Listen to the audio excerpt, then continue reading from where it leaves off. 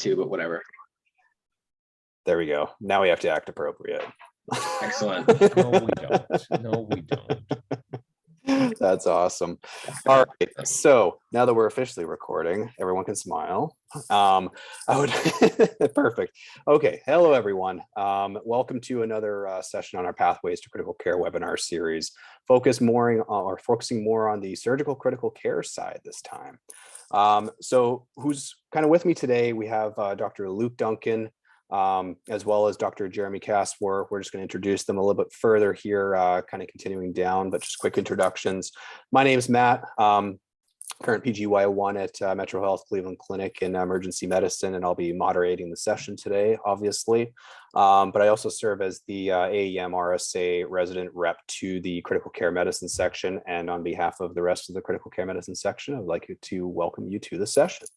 So today's webinar is going to be recorded, and then it'll be posted as well in the days to come, hopefully within 48 hours as well, once we critique out a few swear words, apparently, which is fine. But please invite your colleagues who are unable to join and watch the session at their own convenience. For those that are joining, please use the Q&A box to ask questions, and we'll address those at the end of the session. However, we'll try and keep this streamlined for everyone else's time and their Saturday night as well. But so further introductions for both of our panelists today. First of all, we have Dr. Luke Duncan. He is an associate professor of emergency medicine and surgical critical care, and clinically splits his time between the between the SICU, CV-ICU, and the ED. And administratively, he is the director of the ECLS program, medical director for LifeNet New York, and division chief of emergency critical care and assistant PD for the new resuscitation and emergency critical care fellowship as well. So, Dr. Duncan, welcome. Thank you for joining us. Thank you so much, Matt. Awesome. And last but not least, we have Dr. Jeremy Caswar. So Dr. Caswar is an EM surgical critical care fellow currently at Penn, and also an Army field surgeon.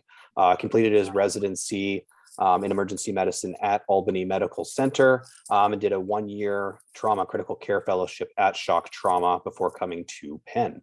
Outside the hospital, you could find outdoor skiing and hiking, which I completely 100% agree with, especially as this snowstorm comes through. So, thanks for joining us. Absolutely. Awesome. So I'm just going to take down this title page so we can actually see everyone's faces here. Perfect. There we go. Okay, so more or less, this is just going to be a very open discussion kind of between all of you guys, and I'll just kind of moderate this and kind of navigate hopefully the crap show that it's going to be. Can't wait. But to start off, just a very open-ended question. Why did both of you kind of choose the SICU route from emergency medicine specifically? I'll let Jeremy start with that because he actually had choices. Oh man. So yes, I guess I did have choices, but I can also say that Dr. Duncan was the one who just coerced me into SICU. So yeah, no, I was at least fortunate now with how the field, we have multiple pathways for EM critical care to go. Like I did have choices, and even at Albany Med, we have multiple EM intensivists who came from those multiple pathways. I think really the big thing that came down to it was really having an interest in trauma, and also just the type of pathology that you would want to work with. I think with the SICU, the patients, they would tend to be on the younger side and have pathology that would most of the time be amenable to healing and being able to resolve. So I think I just definitely got attracted more to those like patient populations and taking care of them when I was an intern at Albany Med. But I also have a clinical interest too with trauma. So between those two things, I kind of got course and then went down the surgical ICU route. Not to say, no, I don't like the other types of patients in the other various ICUs. I also do like taking care of patients, in like the neurotrauma ICU, but definitely found myself enjoying the surgical patient population far more. Awesome. That sounds great, Dr. Caswar. Dr. Duncan, how about you? So I have a bit of a different time frame because I graduated residency in 2013. So I was starting to look in 2012 And that was the same time that the American Board of Surgeons actually opened up critical care to emergency physicians. At the same time, medicine had opened up in 2011, and anesthesia, I think, had also was discussing opening up, but had not fully opened up or outlined what the application timeline had looked like. So I was applying in 2012 for a 2013 summer start. And to be honest, there were not that many programs who had actually figured out how to fund those positions, nor how many EM docs they're actually going to take. In that initial agreement with the ABMS for internal medicine, they had agreed to take like exactly 1/4 of their spots for EM, and it was very, very restrictive, and it was a weird funding cycle. So I only got a couple interviews, only went to a couple places to chat, and fortunately my chair at the time had a good relationship with our surgical chair, and we had a fairly new surgical critical care program, and they basically said, hey, we want to keep this guy on. We think it would be a unique program to have. Let's see if we can do something. They opened up the program. And now I think we've had, I want to say 7 EM fellows through. And I think next year we either have 1 or 2 coming through. So I know we definitely have 1. We may have a second that we bumped a surgeon for. So certainly, that is kind of by default, but I certainly like the surgical side of things much better than I do the kind of chronic older medical side of things. I certainly take care of it all the time. I've kind of found my niche in the cardiovascular ICU world and in the ECMO world. So I kind of liked the ability to get into that space and to get into mechanical circulatory support. So. Absolutely. Yeah, no, thank you very much for both of you for introducing kind of the reasons that you chose the SICU kind of specifically. Very different application cycles, obviously, for the both of you, and kind of what the outlook was at that time, it seems like.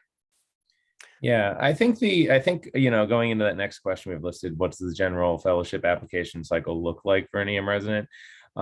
Just considering the number of programs that are available, there's probably, and Jeremy, correct me if I'm wrong, probably about 7 or 8 programs that really look at taking emergency physicians into surgical critical care, out of the dozens of programs that never fill. And the weird thing about surgical critical care fellowship is that there's not a lot of surgeons that then go on to do surgical critical care. It's a part of trauma. There's a lot of folks that do that year as kind of a gap year to try and get into other more competitive surgical specialties, thinking of ped surgery or thinking of surgical oncology, hepatobiliary surgery, transplant, things like that. So I find that a lot of folks use it for that in the surgical world. So that leads to a lot of unfilled seats. But then when you come in as an emergency physician, they're like, what do we do with you? Why do you want to do this? What's wrong with you? Right. So the places that have experience with us, they know that what they create is somebody who is self-motivated and has sought out this career path, and is is very teachable, is going to work hard, and wants to be abused a little bit, and wants to learn how to speak surgeon. So Gotcha. And I heard you kind of coerce certain people on this call as well to do SICUs. So I didn't coerce anybody to do anything. Just regular beatings. Right. Exactly. I We had plenty of time. To you on my own accord, just for the record. We had plenty of time. We had a lot of downtime with April, spring of 2020. There wasn't much in terms of patients coming through the ED at that point. Right. So I guess kind of feeding off of this is one of the tangents we'll have tonight. You've kind of mentored multiple people kind of with your experience you've had with the SICU and EM. What are the primary reasons that you're finding most of these residents are technically choosing to follow this pathway based on your kind of mentorship? Historically, I think it was there was a desire to not work in the you start at emergency medicine, you want to go take care of sick people. you get through residency, or you halfway through residency, and you find out that there's a lot of not sick people in the emergency department. It's a lot of hand holding and a lot of not what, so you've got that dissatisfaction with the general population of humanity and taking care of sick, needy people who are not physiologically ill. And then you got this small subset of population where people are very, very sick. And a lot of folks that work at higher volume trauma centers or high functioning trauma centers want to go on and find out more about that trauma world, about what happens after that resuscitation. You're working in the emergency department, the sick person comes in, they get whisked off to the operating room, poof, they're gone. And that's the end of your involvement. And there's so much more that goes to getting those patients out of the hospital. So I think it's that desire to take a larger share of ownership and be able to do more. And then I think some of the other cool things are the more aggressive therapies, ECMO, and kind of understanding cardiac surgery components and the other surgical therapies.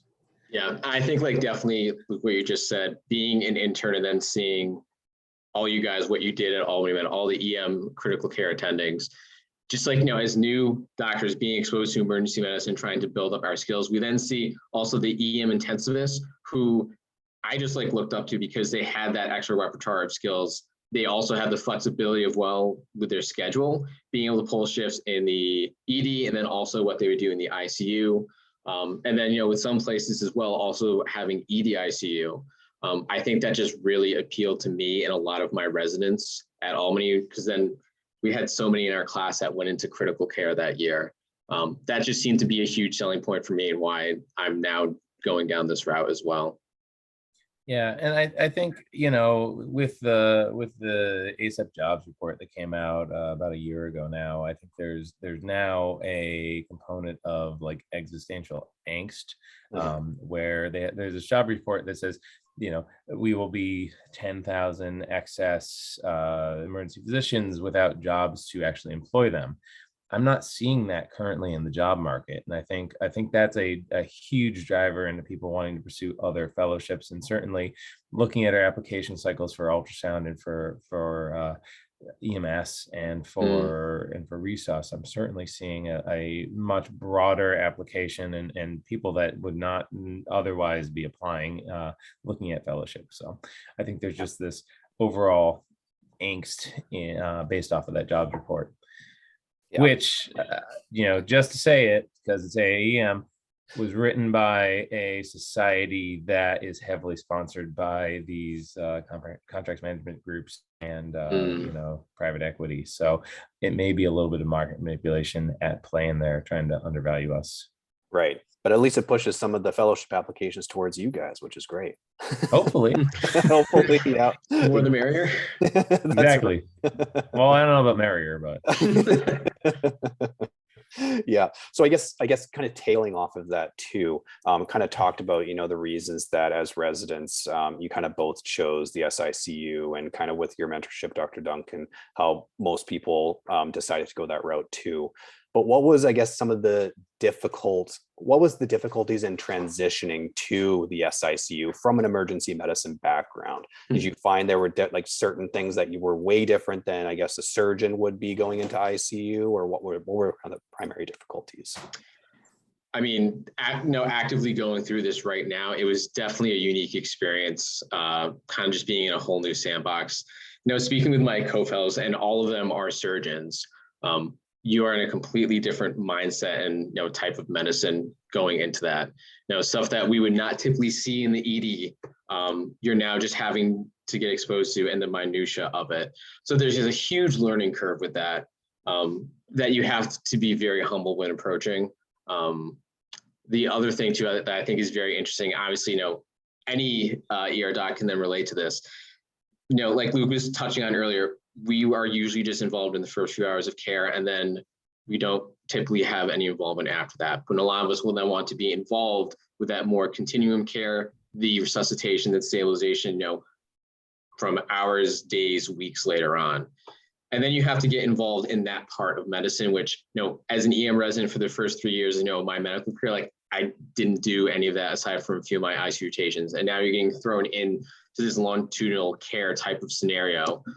It's very different from, just working shifts in the emergency department. But I think that was something able to adapt to early. The big thing is just being in a surgeon sandbox is quite unique. But at the same time, you also bring a lot of stuff to the table, being an emergency medicine doc that they also appreciate. So that's what I found so far. Yeah, and I'll echo what Jeremy said. The biggest thing is that longitudinal care. So instead of just having the episodic kind of, let me fix what's going on right now, you've got a floor full of, I don't know, how big is the trauma service at Penn? I know ours is like 100, 120 patients at any time. And you're coming on as an ER doc, and now you got to move the meat through the hospital system upstairs. And you got to know what's normal, you got to know what's abnormal. And I think that's how does a patient look after an appendectomy? How do they look after an XLAP? How do they look after you admit them to the hospital? What are the criteria for getting them home? And I think just expanding that illness, the way that my brain works is illness scripts. So, hey, here's what they present with. And just expanding, that first year is really just expanding into what's normal, what's abnormal, what's critically ill, what are they supposed to do, what happens when they don't do what they're supposed to do, what are the red flags, and getting it. You're really just learning in that first year how to speak surgery and how to communicate with surgeons, because they are a completely different animal. And unless you speak their language and understand their things, you're just kind of the ER doc that's calling, hey, I got this guy, and then you launch into your EM like thing.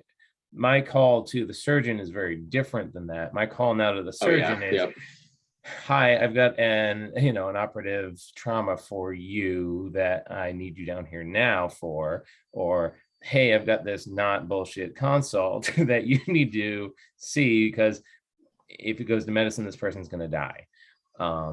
Or hey, I've got a CYA consult for you. Could you just come down and like drop a note? That's all I need. So it's a different language that I use with them, and I find it's a different level of communication that I had prior to training. Yeah, no, those are two great explanations. Dr. Casper, did you have anything else to add? Yeah, no, I like Luke hit on a lot of very salient points that I found very different. And even something as simple like, we'll have a patient who comes into the ED with, maybe they have a G tube that, gets dislodged, but there's so many minutiae things that now I think about like that I wouldn't typically have as an ER doc, and then calling, the surgery team is like, hey, if they need to do anything about this. It's a huge learning curve and knowledge gap that I had that you then have to get and try and be competent with once you then get into the fellowship. And it also is kind of difficult too when every single one of your colleagues is a surgeon. So it's not like you have some fallback or anything. It's kind of like, oh, this is a token ER guy. He may or may not know what he's talking about. When you're then presenting some, post-operative complication and then trying to come up with a plan for them. And then other things too, like Luke saying, like discharge planning, stuff that we never think about from the ED since we don't have admitted patients, or clinic. Oh my God, like we'll never go to clinic. I was supposed to go to clinic. I never did. Managed to skirt by that. The other piece that you really end up bringing as an ER doc into the whole surgical world is like, you understand medicine. So they have no concept what those little squiggly things that we get handed dozens of times a shift actually are, the EKG. So they don't know how ultrasound works. So you're going to bring those things. And I think, there was at least 3 or 4 times during my fellowship that I brought an ultrasound to somebody, diagnosed them with tamponade, and said, hey, this person needs a window right now, and this is why they're sick, just with a quick 90-second, rush exam. And so that you're coming in as a junior surgical resident in name, or junior surgical fellow, and they're like, who is this guy? And you may be in that kind of junior role on the surgical team, but you're basically you're credentialed to be an ED attending. You're board eligible to be an ED attending. You may already be an ED attending. Our current fellow actually is already boarded. He did an ultrasound fellowship.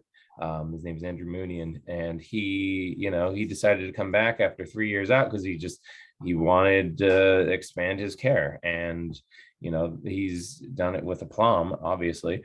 And I think he brings so much, and that you're so much more mature as a provider as a third year EM attending, or EM, actually PGY4 as a junior fellow than you're surrounding like PGY2 and PGY3 surgical residents.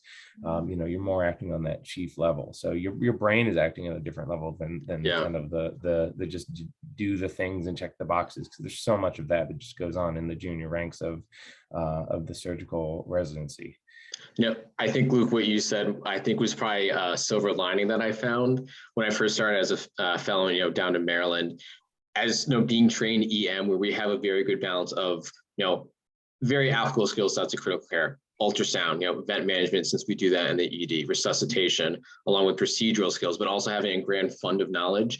There's so many times when I was then, the go-to point guy for so many things, where my surgery colleagues would be like, I don't know how to do an echo. Can you help me out here? Or hey, this patient needs a TVP. I got to call cards. I'm like, what do you mean we're calling cards? No, we're doing it right now, and I'm going to show you. And it's an asset. And I think that's why a lot of these programs are now trying to more and more incorporate EM intensivists, because they see, hey, we're useful, even though we're not surgeons and we can't take someone to the OR. Everything else, pre and post-op, we are useful. So. Yeah, those are two great perspectives, to be honest. And I've never heard of any of that. So very good, honest feedback for, those that are actually considering the specialty in the future as well. And kind of to throw you off from the questions that we have kind of pre-made already as well. And again, tailing off of, this kind of discussion we're having, is the whole reason that you chose, both of you, that you chose SICU in the beginning, well into fellowship now, Dr. Castawar, and well into being attending, Dr. Duncan, is that initial reason you chose to do SICU still kind of the reason you still do it today? Yeah. I mean, to be blunt, I remember just as an intern, no, not to, inflate Luke's ego to 30,000 feet, but I just wanted to grow up and be like Luke and Sean. And for those who don't know, Dr. Sean Gary, he's was my old program director at Albany Med. He's also EM and surgical intensivist.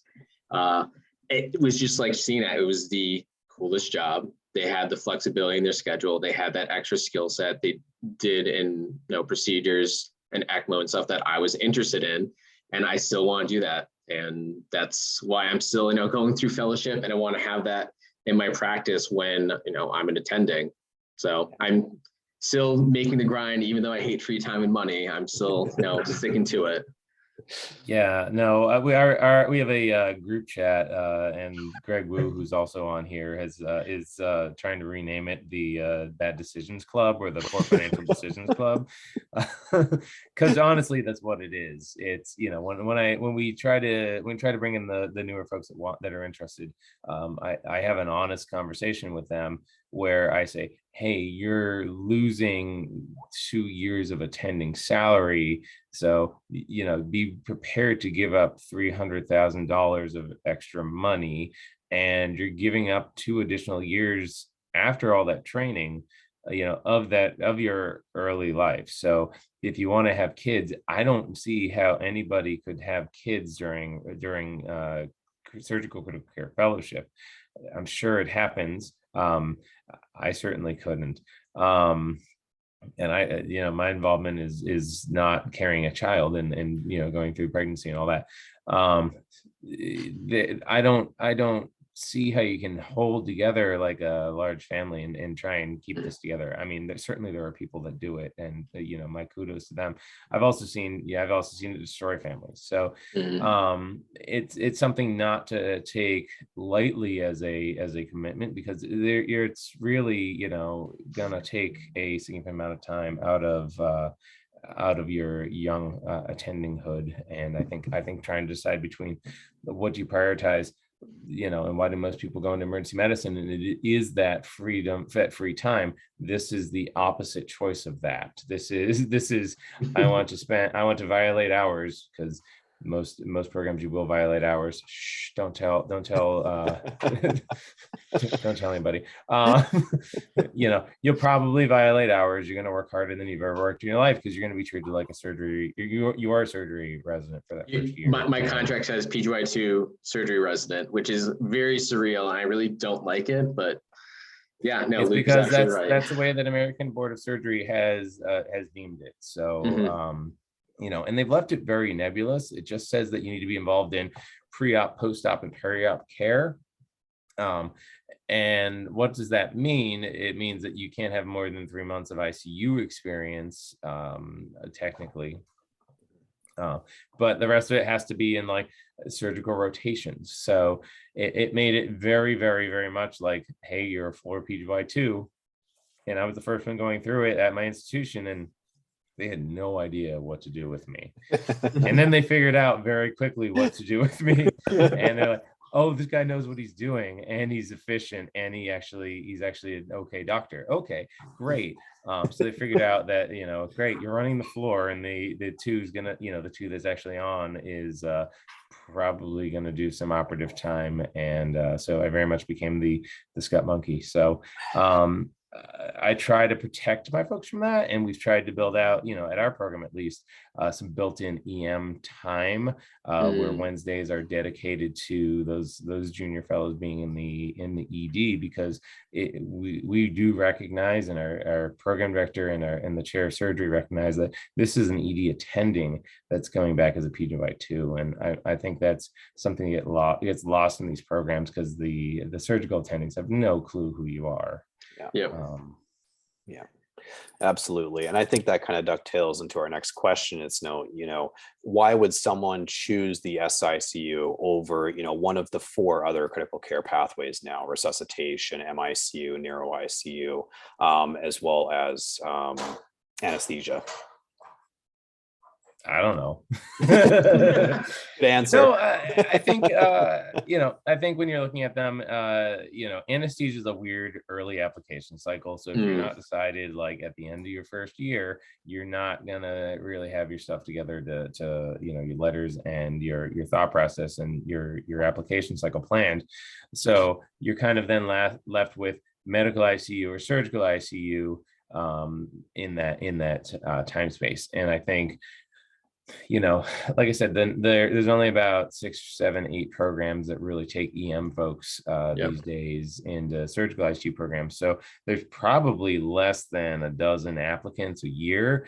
So it's probably the less competitive way to get into into critical care.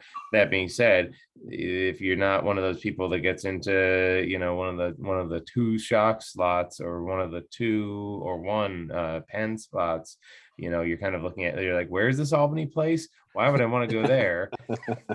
It's dark and cold, and nobody likes it there, and everybody's sad.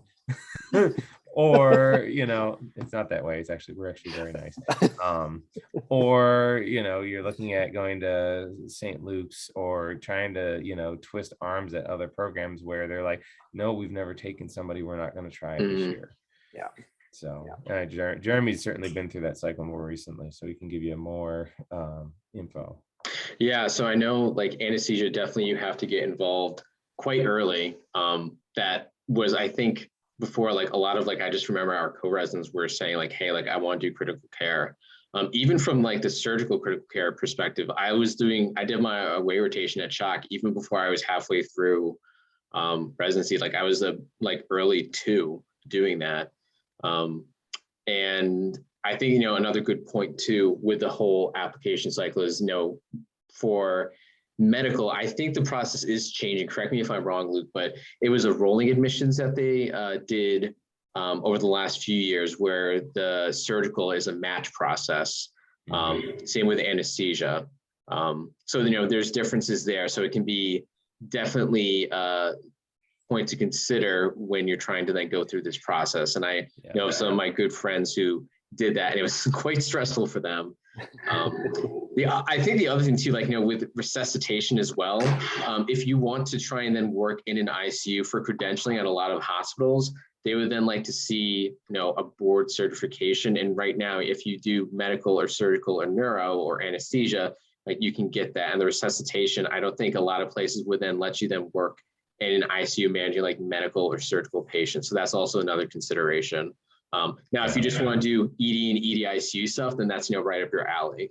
Yeah, absolutely. Yeah, I think the challenge with medical ICU is, right now they just switched this past year into a match program. Yeah. So it used to be free for all, like Wild West, like horse trading kind of things. Like, I'll give you 3 cows and a goat if you take me into your program. Or it's like you have 24 hours to get back to us. If not, we're moving on to the Right. next candidate. Correct. Yeah. And like, certainly that's the way that's kind of happened over the past. But now with COVID and with the ASAP jobs report, I think the demand for folks going into these fields is just skyrocketed. And the match rate for the medical ICU is down around like 50% for EM applicants. So, and I think there's only about 60 or so programs in the country that are critical care medicine without the POM component. So you're competing with a lot of those same, with a lot of the hospitalists type folks that would want to go on to just do critical care medicine and not do POM. There's certainly more of the MICU POM spots that are open for the internal medicine folks. Resus, it's evolving. There's certainly going to be many more of these fields. And I think you already had one webinar on that this year, plug from my partner, Dr. Bracey, and my partner, Dr. Wu, who's on. So that's a growing field. And there's at least, I think in the next year or so, we'll probably double the number of programs. There's currently 3, probably going to be 6 starting this summer.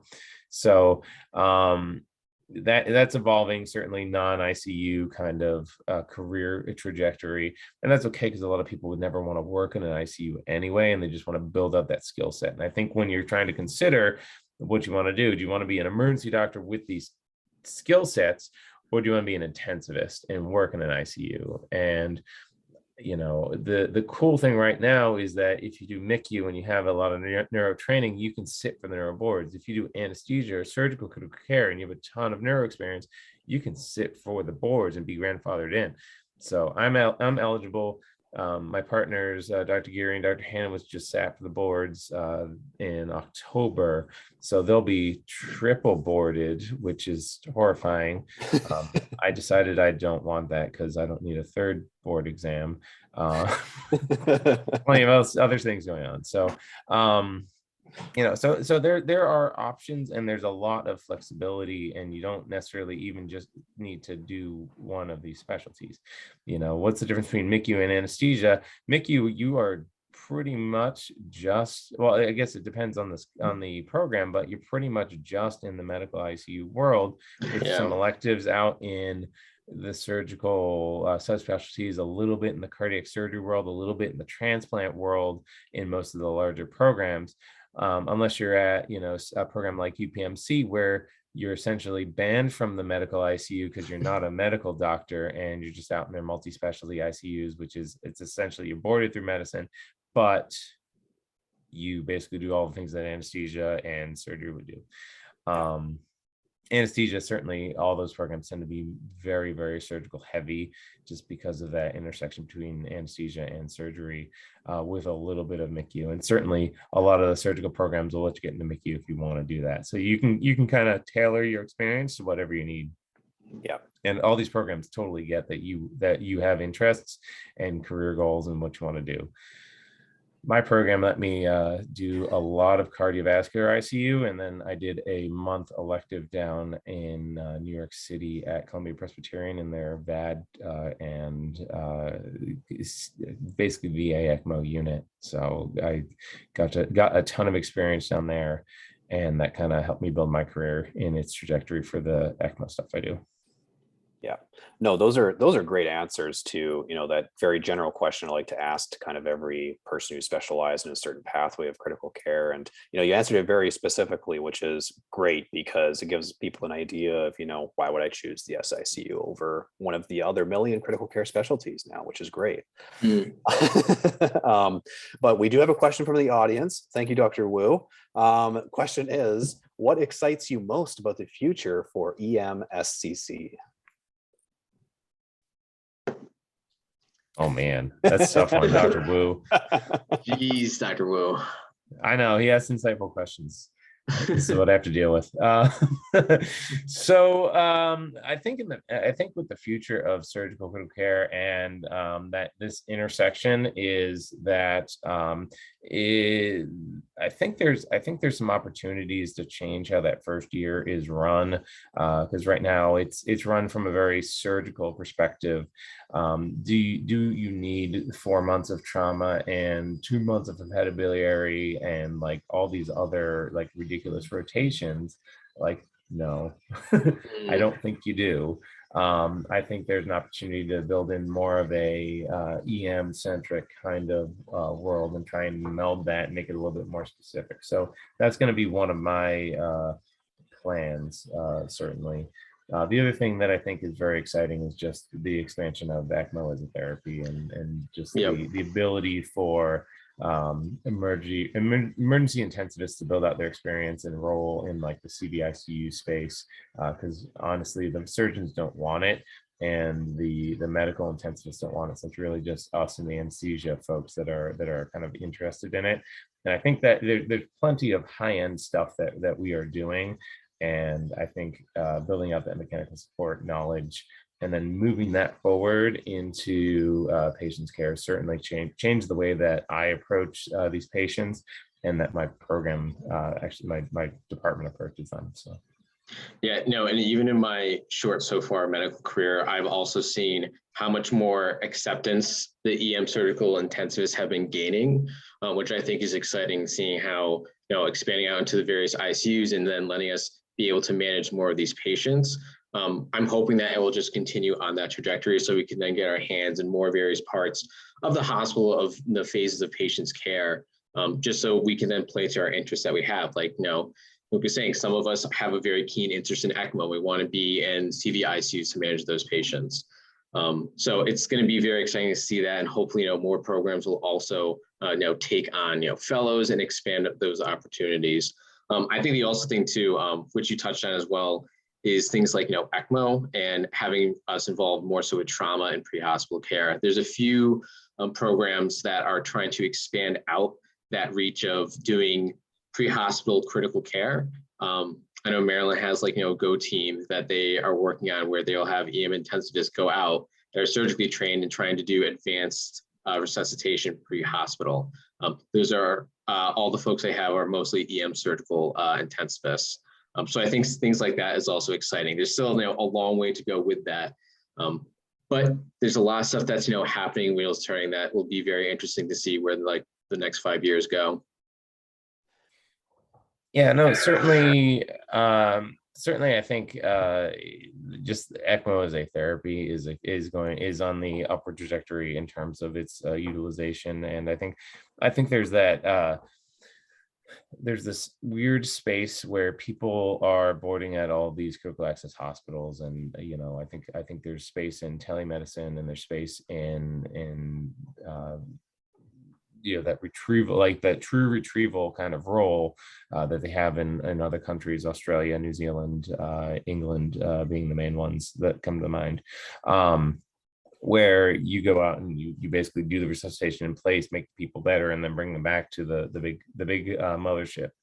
And I think certainly that's a good space for surgical critical care, because you can do all the things that need to get done. Absolutely. No, that's a great question. I think another question that usually pops up is there's a very big kind of crossover between anesthesia critical care and surgical critical care, especially when it seems to come to ECMO and EDICU development. Do you guys see more of and I guess you're probably biased, but do you see more of the surgical critical care field than you do anesthesia taking care of these patients, or is it a pretty balanced kind of intersection between the two of them? So it's interesting that you bring that up because how we do it at Penn, pretty much the anesthesia and surgical fellows, we work very, very closely. We'll be staffing the same types of units. We'll be taking care of the same types of patients. Really, the only thing that they just don't do that we do will really be more like the surgery floor stuff and trauma. And our skills will overlap for a lot of various things. When I think about actually intensivists that round out our trauma ICU and our surgical ICU, I'd say there's at least as many anesthesiologists, intensivists as there are surgical intensivists up there. Now, this is just at one program, but I feel like since anesthesia is a lot more keen sometimes on that and taking care of these patients, and some surgeons don't want to be involved with the care of patients in the ICU, I think they've definitely have moved into that niche a lot more so. So, at least as Penn, they're almost like synonymous, where we have them all running around hand in hand with the surgeons. Yeah, absolutely. Well, not hand in hand. I think they've got a hand on the bed controller to make sure that you go in the right direction. But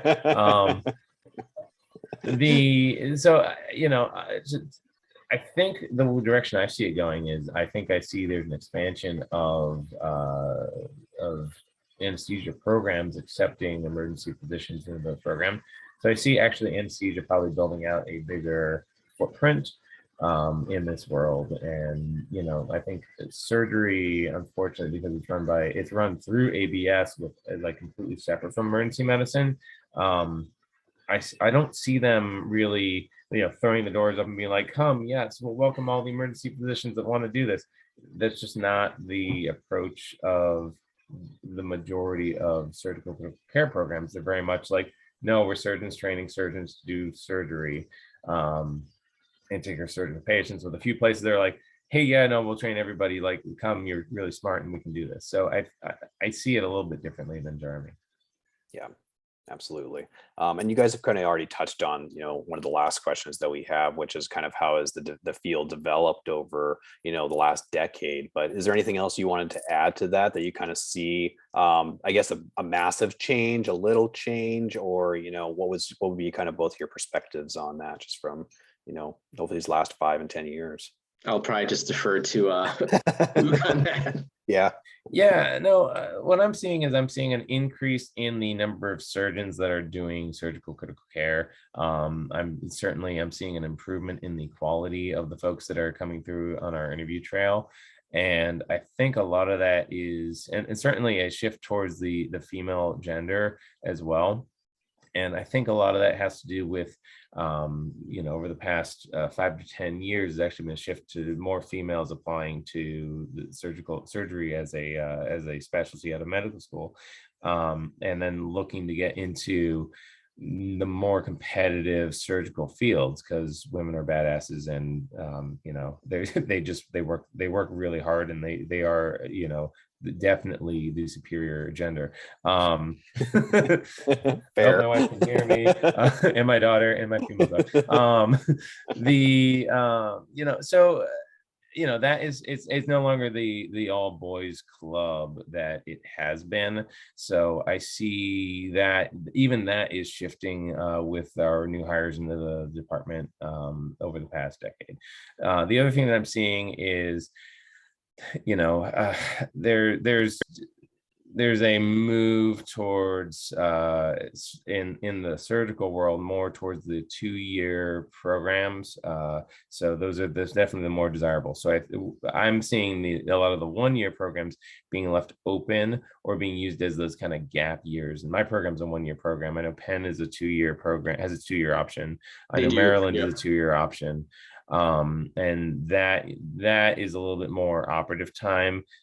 So you're being as the EM fellow, you're kind of there as the person that's there to learn clinically, and you're not like, oh man, you're not going through withdrawals of, I need to operate, I need to get the OR, which every surgical fellow absolutely goes through, because they're afraid they're going to lose skills. So, I think you're seeing I'm seeing much more of that kind of direction with their fellows.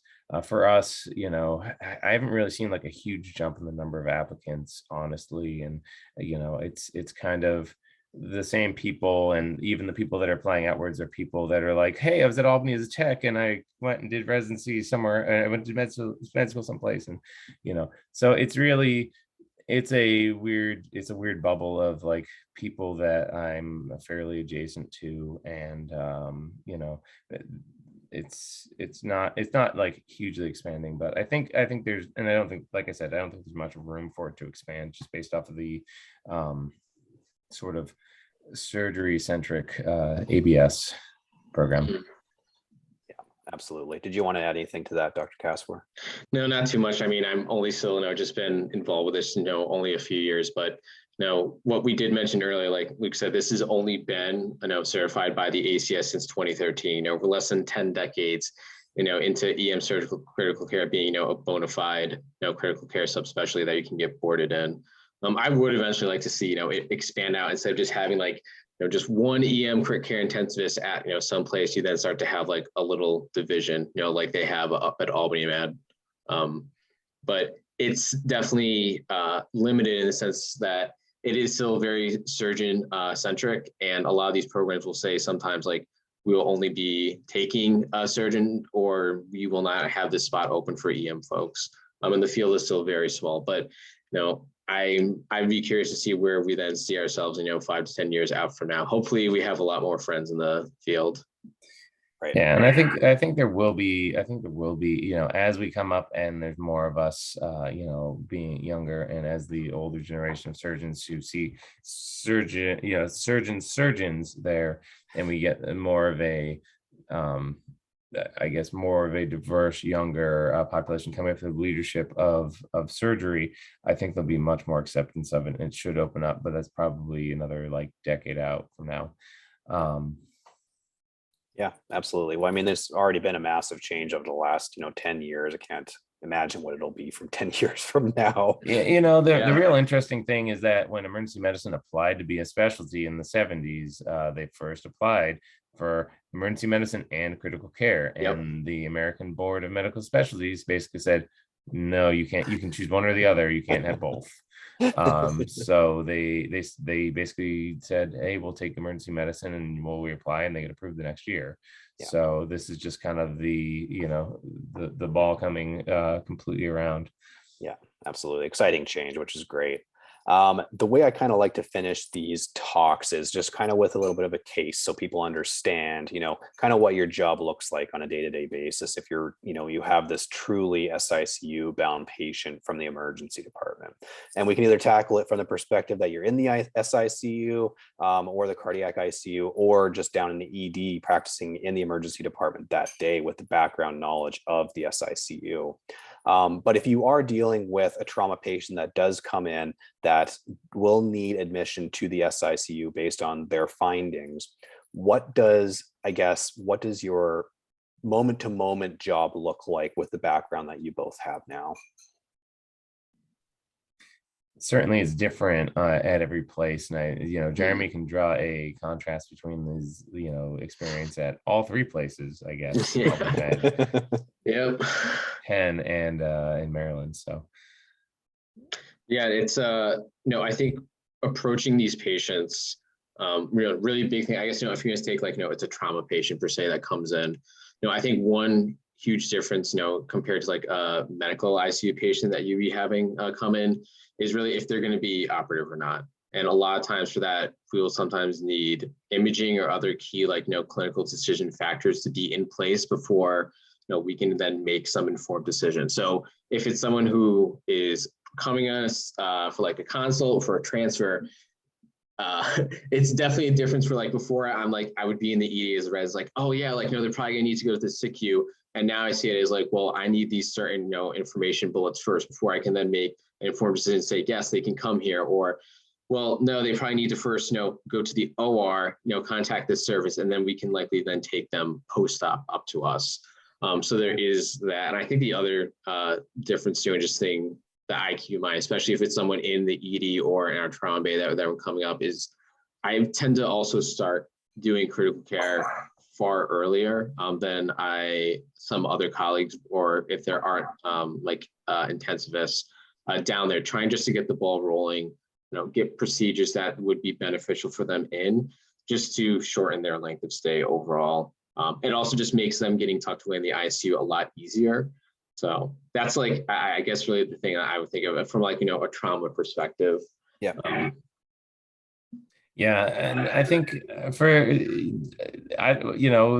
trauma is fairly rote, and trauma is fairly unexciting in the ICU world for the most part. They're, because they're either operative, they go to IR for some sort of intervention, or they're coming up to me for ongoing resuscitation or just babysitting until they get better or not. So, I think do they if they go to the operating room, sure, they're going to come out. They'll be generally very well resuscitated by our anesthesia colleagues, and they'll have controlled bleeding. And when they're not, they're sick as stink. And then there's hey, they're probably going to need to go back. So you're there, you're landing them, you're going through trying to figure out what went on operatively.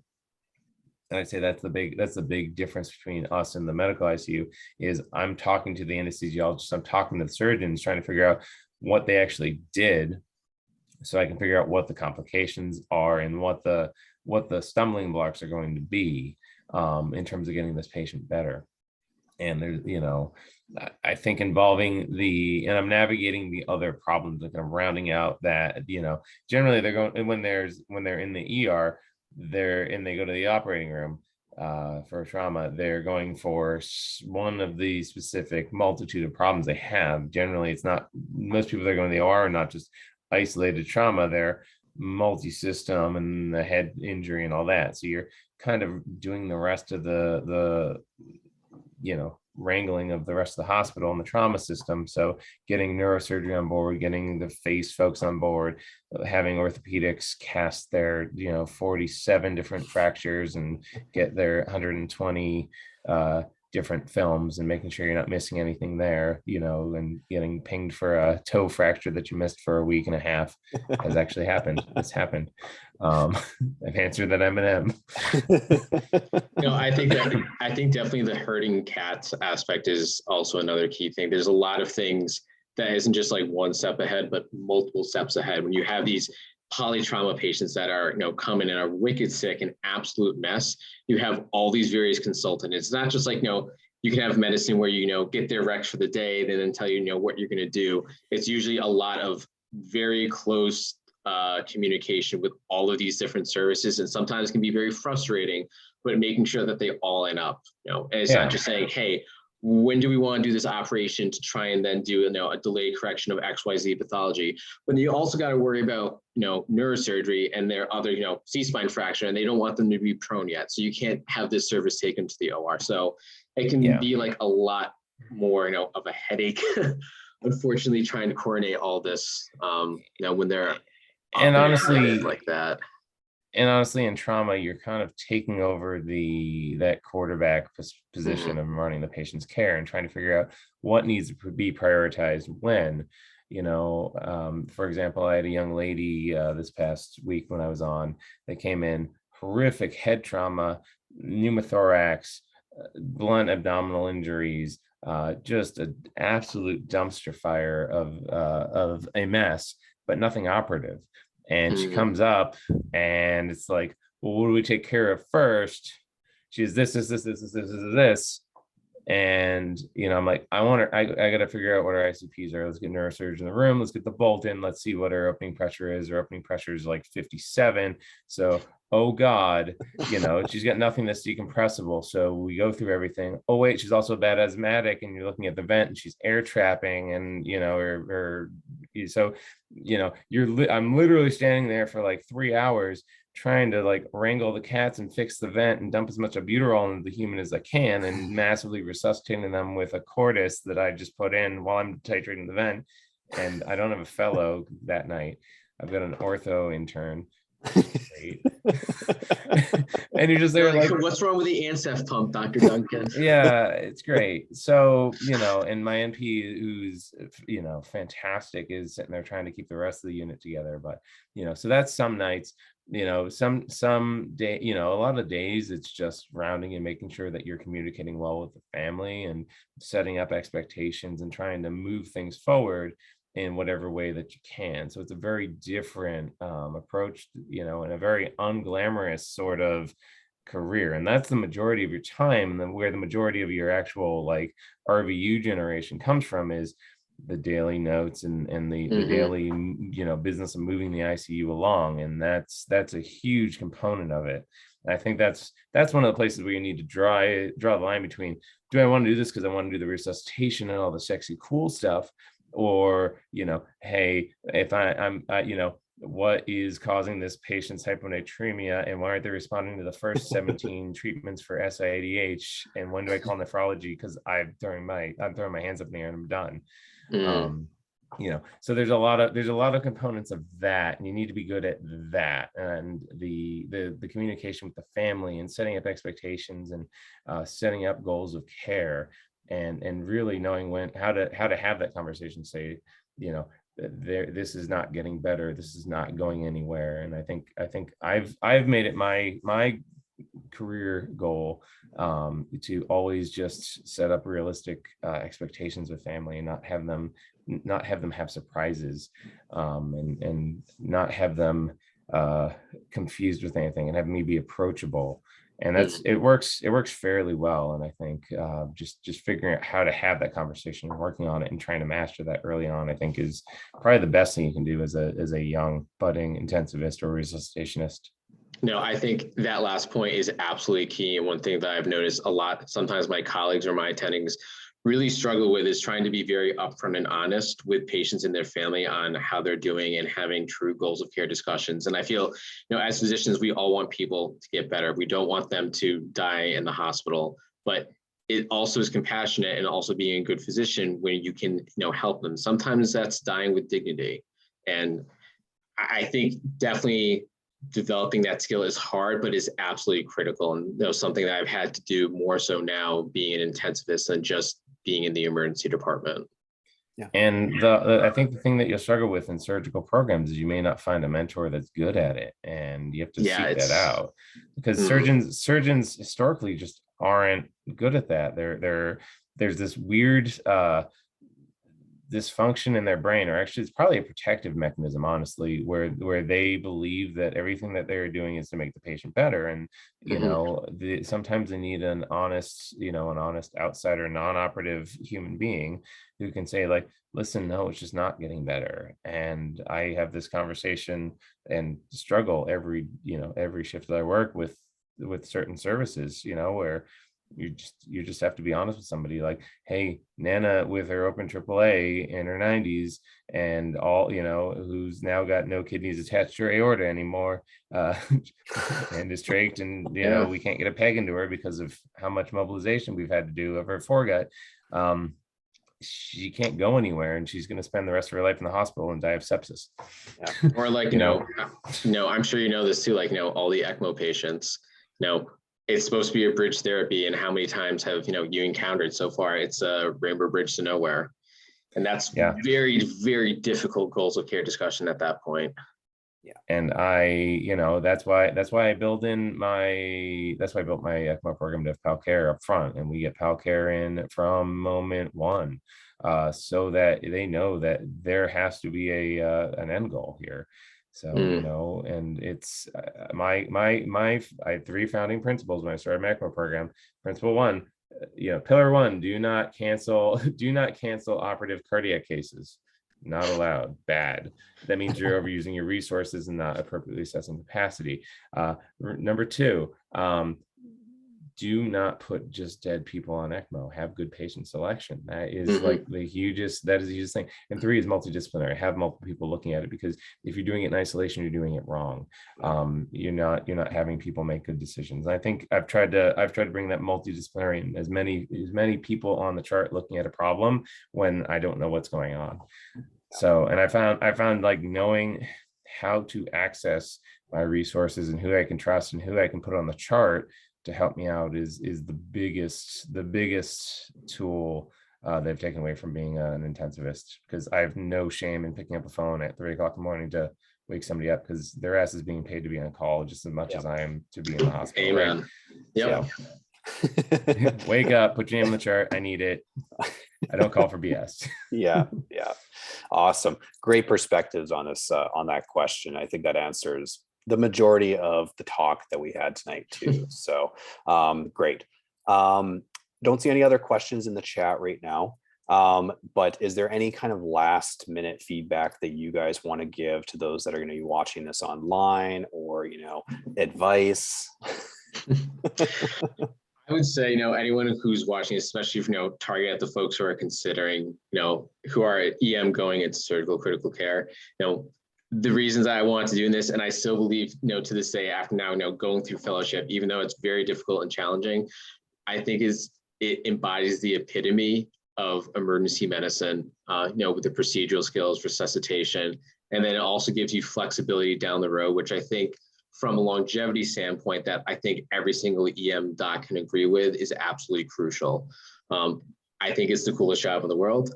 That's why I'm doing it. And I hope, budding EM docs and residents, they also see it as that. So Luke was my mentor, and despite, saying, hey, do you hate free time and money? No, I'm still doing this and I'm still thoroughly enjoying it. Yeah, no, I think your perspective and what you get out of the job changes through time and through your experience. So when you're first starting out, you're very much like, oh, I want to do all the things. I want to do the things. And then it's, I want to do the things good. And then it's the, hey, I want to do the interesting things.